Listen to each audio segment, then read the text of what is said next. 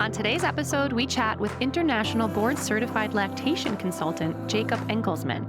He helps queer and gender non-conforming families with their lactation needs. We also talked with him about experimental fiction, Matthew Lillard, and a chorus line. We would like to welcome you, Jacob Engelsman, to the pod. And I know we want to talk about more than just the fact that you are a male lactation consultant, but I do think we have to start there. I think we have to do it. We do. Sure. Okay. Fair enough. So you're an international board-certified lactation consultant. Yes. Tell us how you got there. Okay. So the short story is that We like long stories on this pod, by the way. okay. Well, no. So in my youth, I worked in food service. I got a job at McDonald's when I was 15 and traveled around a lot. And if you can cook, you can get a job anywhere. So I just kind of did that, but I never really that's never really what I wanted to do, right? I never wanted to be a professional chef or own a restaurant or any of that. What I wanted to do was take care of babies. So, I love and that. even in my grubby punk rock line cook days, I was the guy who would spend my day off babysitting my punk friends' punk babies. And I also knew that I didn't want to go to med school, right? I'm not trying to be a pediatrician. I want to take care of babies. I don't want to go to med school. So I figured out what my ideal job would be and what the word for that was. And that was postpartum doula, which is a person who helps parents reorganize their lives around having this new tiny human. And so I did some doula training. I did a postpartum doula training. I did a birth doula training. I'm going to interrupt you. Were you the only male in the doula training program at the time? Yes. And I had actually looked into that several years beforehand, heard the word doula, and I was like, this is a thing I might want to be. And I just emailed some, random lady about it. And they were like, oh, only women can be doulas. And I was like, okay, whatever, moving on. And then 10 years later, I was like, maybe this is a thing. So, and then the woman I emailed was like, oh my God, you want to be a male doula? That's amazing. So I was like, oh, okay, cool. Progress. Yeah. So, and Atlanta has this huge lactation and birth worker community. There's 1 million of us and they're all super friendly. Well, not all, but mostly super friendly. So I did some trainings. I decided I didn't actually want to be a doula because I don't actually want to take care of parents. I want to take care of babies. But I got a job at a lactation clinic called Breastfeed Atlanta, where the owner hired me to be her secretary. The work was scheduling consultations and filing insurance claims. And it's not the work that I wanted to be doing, but it was having my foot in the door in the community. And then after about 6 months, she was like, Jacob, you should just become a lactation consultant, get certified, because you're really into the work and taking care of babies and learning about all of this. The hard part of being a lactation consultant is getting clinical hours. And I worked at a clinic anyway. So, so I applied to the organization to get my IBCLC certification, which is a bit of a process. I needed 500 clinical hours and all of these specific courses. And then you take a test and, all of that. It took about 3 years. And it was actually during lockdown that I ended up taking the test and getting certified with everything. And one interesting thing about lockdown that was beneficial for lactation work is that we learned that so much lactation support can be done telehealth. People don't need to come into clinics unless there is something wrong with your anatomy or the baby's anatomy. Almost all lactation support can be telehealth, which before that, we never did telehealth. It was always you come to the clinic or we'll come to your house if you can't, but it always in person. And yeah, and I feel like that's actually been a real benefit to us, because most of the people that I work with don't live in Atlanta, because I like specifically focus on lactation support for gender diverse families. And there's very few of us who do that. There's like 4 of us who do that, and we're all friends with each other. So almost all of the support that I do is telehealth, and which is, such a boon for families who don't happen to live in one of the 4 cities that have a lactation consultant who does specialize in like working with trans guys or trans women who want to induce lactation, or people who have had top surgery, or are on hormones and like have all these questions. Yeah. I remember in 2016 when I was pregnant, my wife and I went to a birthing class at the hospital. I chose a really granola hospital. I was like, there's going to be no C-section. I want a really hands-off process. But my wife was also, Erica knows that she's a little insane. She was like, you are not giving birth at home. I can't handle that. So like happy medium, we chose a really crunchy granola hospital. But we were at this birthing class, and it's just us and a bunch of straight couples. And at the end, this woman, she's an older woman who's been doing this forever. She like puts her hand on my wife's shoulder and she's like, are you interested in lactating? And Sam was horrified because she herself, I was the first one to give birth, and the plan was that eventually she would get pregnant, but she was always like, she ended up being a master breastfeeder. But she was like, I don't think I could ever do that. So just this woman, and I thought it was so great. I was like, how inclusive of her to ask you if you wanted to do that. And I was like, I didn't even know that was possible. How beautiful. Nobody knows it's possible until they're in a situation like that, where they're at a birth class, like with their wife, or like having a conversation with me. Yeah. Like people don't know that inducing lactation's a thing. That's why I'm, talking about it on every podcast they can. But you're a unicorn, right? Thank God you exist for these people, because yes, a lot of times in life we're gonna have to work with straight people, with people in these heteronormative situations, right? But when we can find someone in our own community who gets it a little more, it's really nice to be able to do that. So as you say, having access to telehealth really opens doors for people who don't live in Atlanta and can't meet you, right? Yeah. That's awesome. Yeah. I have a question. Mm-hmm. Okay. Because I find this beautiful and very interesting. You knew in your younger years, very early on, that you wanted to work with babies. So you have this kind of natural inclination to want to care for others, which most people would then gender stereotype into a feminine quality, right? Like, I've always been stereotyped as the masculine type because I'm driven and I'm ambitious. And I just think it's so cool that you were so open and willing to lean into that desire to care for others, especially babies, because you're socialized as a man to not lean into that ever and then block it away. So I'm super curious about when that desire came up and your interest in taking care of babies. Was that something that you had to kind of check and recheck over time because of the social constraints of what you're supposed to enjoy? Not really. So when I was a kid, okay, so I have like this huge extended family, like a million aunts and uncles, a million cousins, second cousins, whatever. And so there was always like the new baby, right? And my parents are also both the same way. So like my dad is like this big burly guy. I always tell people he looks like a cross between Willie Nelson and a bear.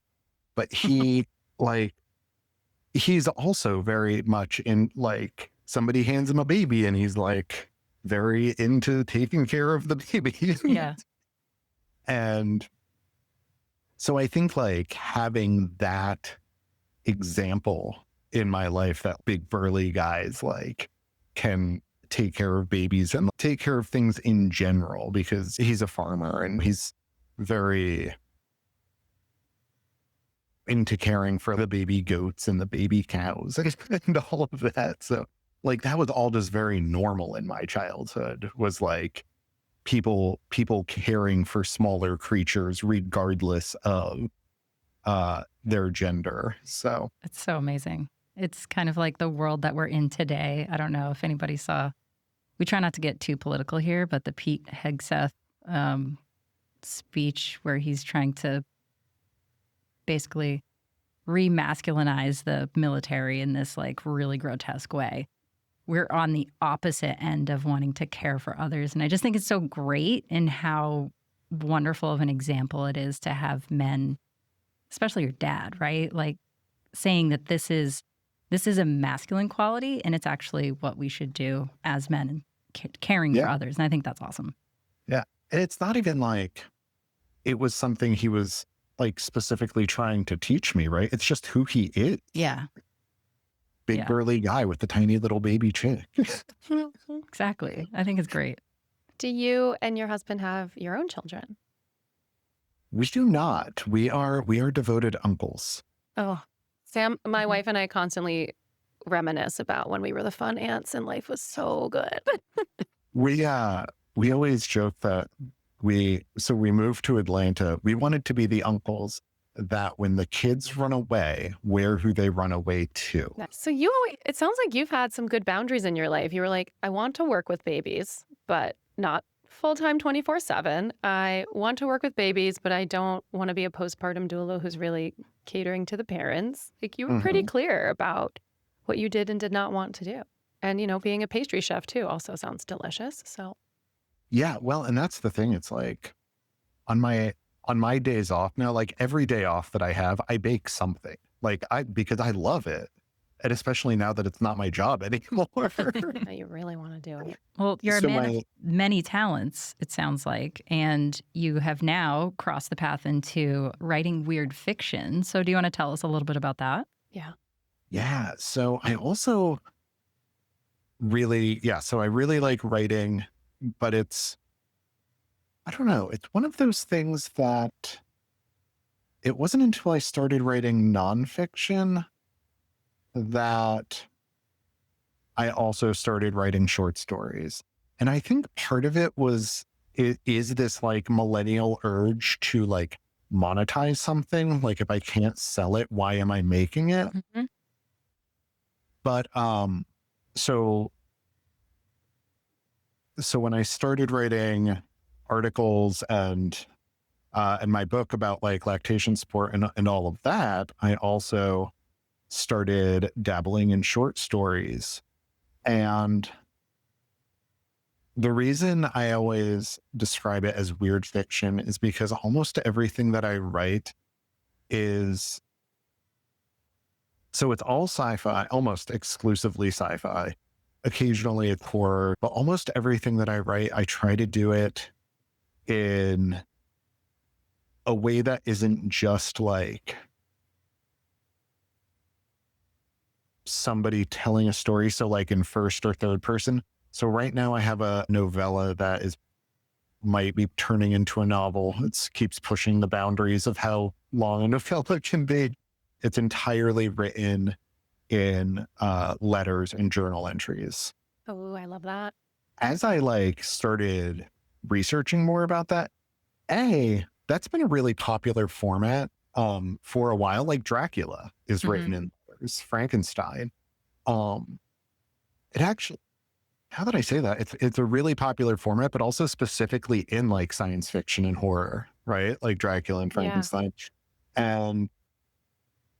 But there's a lot of them that have recently come out like that. There was a very weird queer science fiction. Oh, it was this sapphic one. I read it last year, and for the first half, I was like, this is way above my head. I have no idea what's happening. And I still don't know if I could tell you what it was about, but it was... But you finished it. I finished it, and I was like, that was so beautiful. I loved that. And I don't know. I'm not making any sense, but it was just these letters between these two women who were in these worlds that they were warring, and it was not something I would normally read, but it actually, I must have read about it on a blog or something. Like, I think it did really well. I feel like I want to look this up now. This is how you lose the time war? Yes. That was hugely successful. What was that even about? Yeah. I loved it. I have not read it, but I've heard of it. Yeah. Okay. Well, I'm here to tell you it was excellent, even if you don't get it. But it was great. Yeah, it is on my list because it's another one of those books. I don't know if this is like a commonly known term or not, but the word for it is epistolic fiction, where it's written in letters. But This Is How You Lose the Time I feel like that kind of reinvigorated that genre of writing a couple of years ago. Yeah. For some reason, I guess just how the way my brain works, it actually seems easier to write it in this almost like haphazard kind of way where we're going to have a text conversation and then somebody's going to write a letter and then I'll have a newspaper article about what's happening. But for me, that just seems like the natural progression of how to write. And if you can make that work, it's so compelling too. Here's hoping I'm making it work. We'll read it. I'll read it. I'm teaching my college students about narration and point of view. And the other day we were talking about first person and third person. And then I was like, second person is rarely done. And then I was like, oof, that sounds so difficult, but also so fun, where your reader is a character, right? So take a little bit of a pivot from your interesting journey in your career.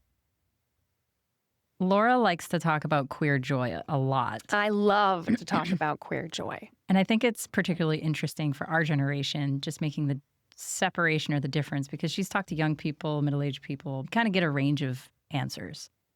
But do you feel like queer joy looks different in your 30s, 40s than it did in your 20s? Yeah, because like, I feel like at least in my 20s, queer joy was like doing drugs and partying and making out with people. Mm-hmm. That sounds right. That's fun. And now it's sitting on the couch and like watching old queer movies with my husband. But it feels And like we fell right into being middle-aged gay guys. What age was the crossover? I mean, it was definitely gradual because this is the thing is for millennials, we got married really young. So we've been married for 16 years. We were like 23 and 25, I want to say. Wow. And now we're 40 and 42. So like, it was definitely a gradual process. And I think part of it was,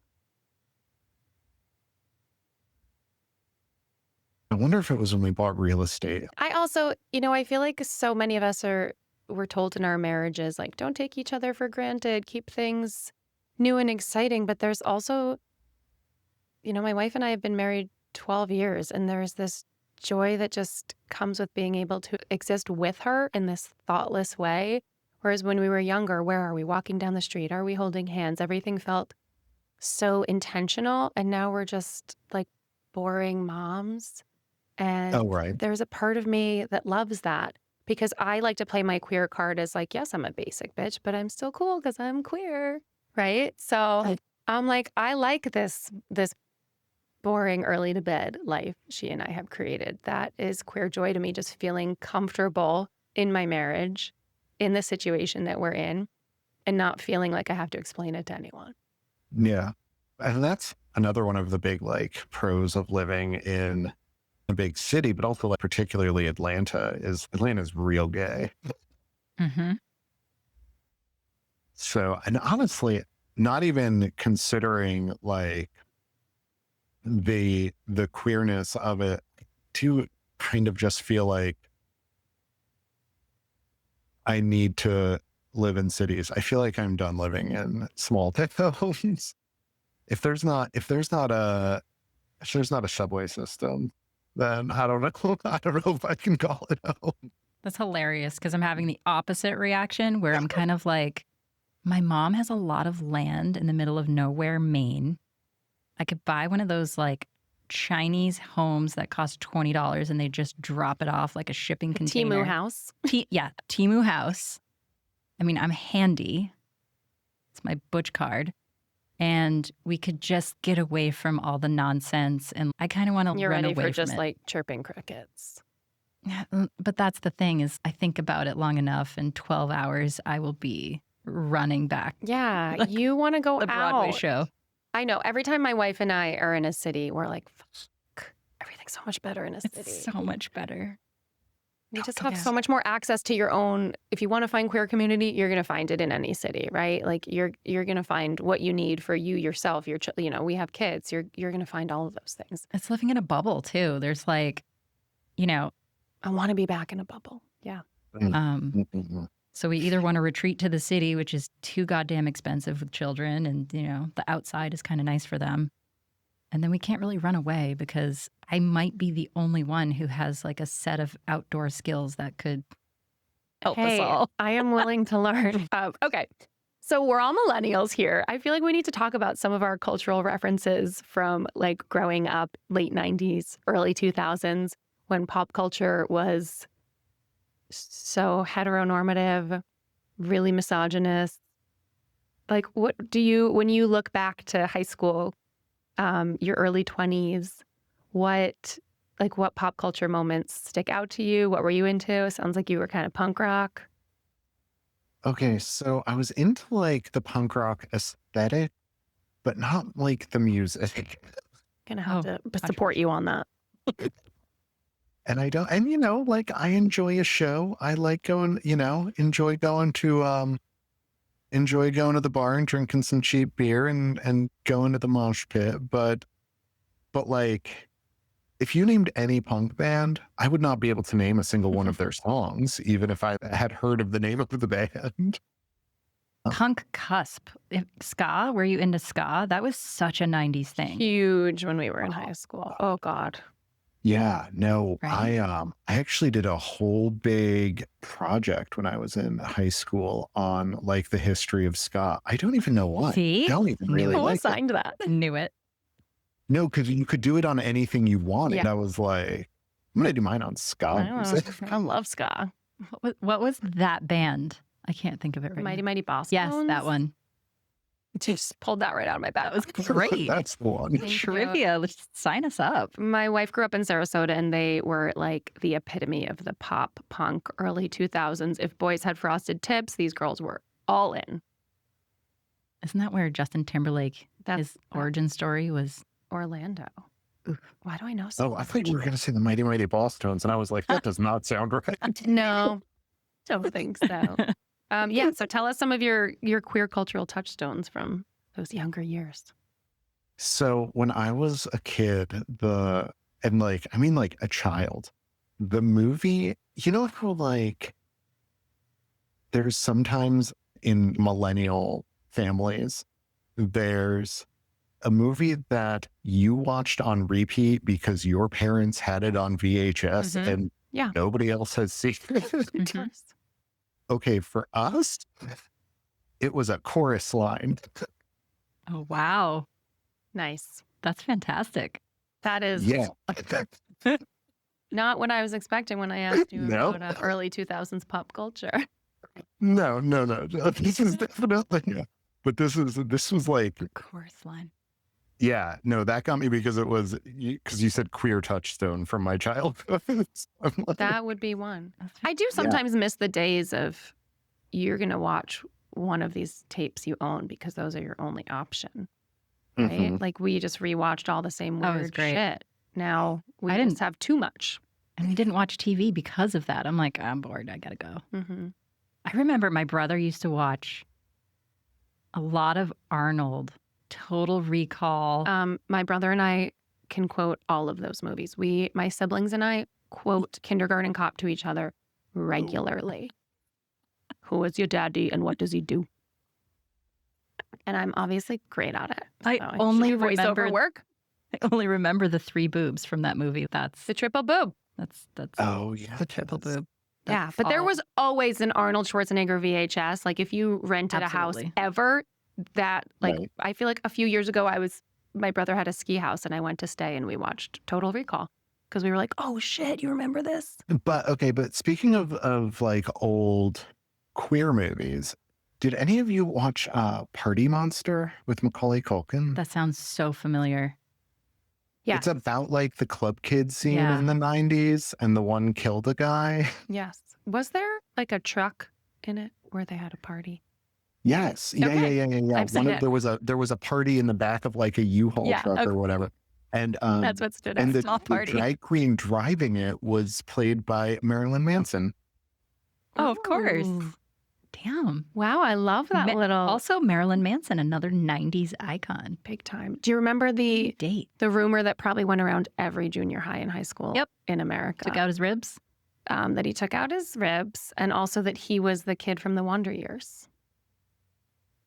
Yes. I You feel didn't like I have did that? hear You that. must have that. No. That he was the kid from the Wonder Years. Yeah, but the I feel like tall, that's what's the easily best friend? verifiable. It is now, but I mean, we couldn't just Google it back I then. know. I mean, that's true. Yeah. Why, God, wow. We really were bogged The down by lore. a lot of Marilyn Manson Also, lore. how does the lore like get from place to place when we all grew up in different don't areas, know. but it's all the same? Someone's cousin goes to visit. Did you words- hear Marilyn Manson took out his words ribs so he could, spread. Absolutely. Let me share it with all my friends. Oh, golly. There Anyway. was one, I was visiting, I must have been like freshman or sophomore in high school, and I was visiting a cousin who lives in just outside of Los Angeles, and one of his friends, and people had started using this word, hella. Hella. And I was like, That's that's code. a, yeah. And one of his friends was like, Jacob, it's your job to make sure the word hella doesn't make it to the East Coast. Don't I do was it. like, oh, I have failed miserably. I had one job. Hella. Oh my goodness. Okay, so Jacob, we have some rapid fire questions for you that we call queer quickies. All right. I might close my eyes. Do it. First, celebrity crush. The thing is that I don't actually remember a lot of my childhood. Like, I'm really bad at like recalling things like that from my childhood. It's just a chorus line in Baby Chicks. Yeah. Yeah. It's like form and a chorus line. I feel like Matthew Lillard comes to mind. Ooh. Okay, remind me, because I'm so bad He at this. is an odd looking dude, so tell me more. He was, okay, Matthew Lillard was Oh, wait, was he in Scream? You can't picture his He face. was. Yes. He was spoiler alert, he was the killer in the first Scream. Tell us what you loved about Matthew Lillard. I love that answer, first of all. No, I mean, purely just like because he's cute and like his voice. His voice. Oh my God, this is Well, and He he's, also yeah, was, he's like, like, he's kind of very that- emotive. All right. The first queer bar you ever went to. So I don't know that I would necessarily call it a queer bar specifically, but it was like, sure wasn't a straight bar, you know? But there was this bar in Asheville, North Carolina, where I lived for a long time that was called Jolly Rouge and had like a pirate flag. sounds That was so like their gay. logo. They were a pirate themed bar. You love a pirate. Um, I love a pirate. I love a pirate. It was one of those things where like everybody who worked there and hung out there was sleeping with everybody else who worked there and Nice. hung out there. What is one queer stereotype that you secretly love? Like for myself, Or any is could be anything. I do the wrist and I love it. I, What is your queer superpower? it's interesting example. because I talk a lot about like how I feel like everybody has a superpower like in general, and that mine was baby magic, and that's how I got into this career.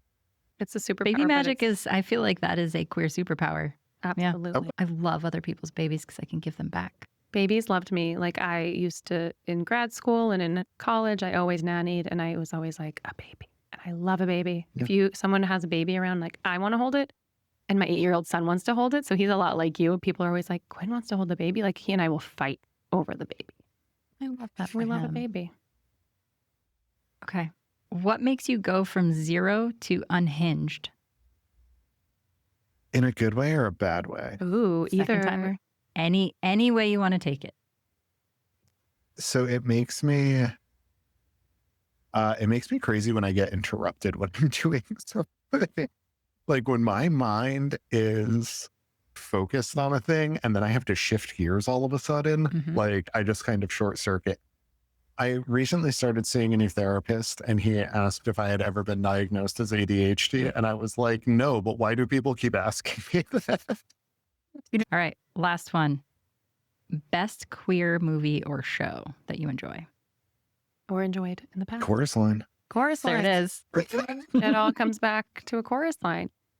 Well, now that we're talking about pirate bars, I'm thinking so much about Our Flag Means Death, which I was obsessed with that show. If you haven't watched it, Yes, it was absolutely. so good. I watched a handful of episodes. I can't remember where I fell off. Yeah, I don't know why you stopped. That's rude. See, every time you hand me a book and you expect me to read it, I'm just going to remind you. I did that you start, did though. not watch. I did. That is Several not, episodes. It's like a doesn't commitment. count. Back me up, Jacob. I love Reese Darby. Exactly. Hilarious. Jacob, please tell our listeners where to find you, because I'm sure a lot of them are going to listen or watch this episode and have lactation questions and want to know when your sci-fi novella / possibly novel is coming out. So share your... So here's the thing. I am extremely Googleable. Like if you Google Jacob Engelsman, I am who comes up. You can find me on Instagram at JacobIBCLC or my website, jacobengelsmanibclc.com. And yes, please do reach out and ask me questions. I love talking about lactation support, answering lactation questions. If you have a million of them, I might tell you that you need to pay for a consultation, but I am happy to answer a couple questions here and there. Thank you so much for hanging out with us. Thank you for sharing your story. We hope you had fun. I had a great time. Yeah. Thank you. Thank you to Jacob Engelsman for joining us today. And thanks to you for listening to Unseen, Queer Millennial Life Unfiltered. Don't forget to subscribe to our show wherever you get your podcasts.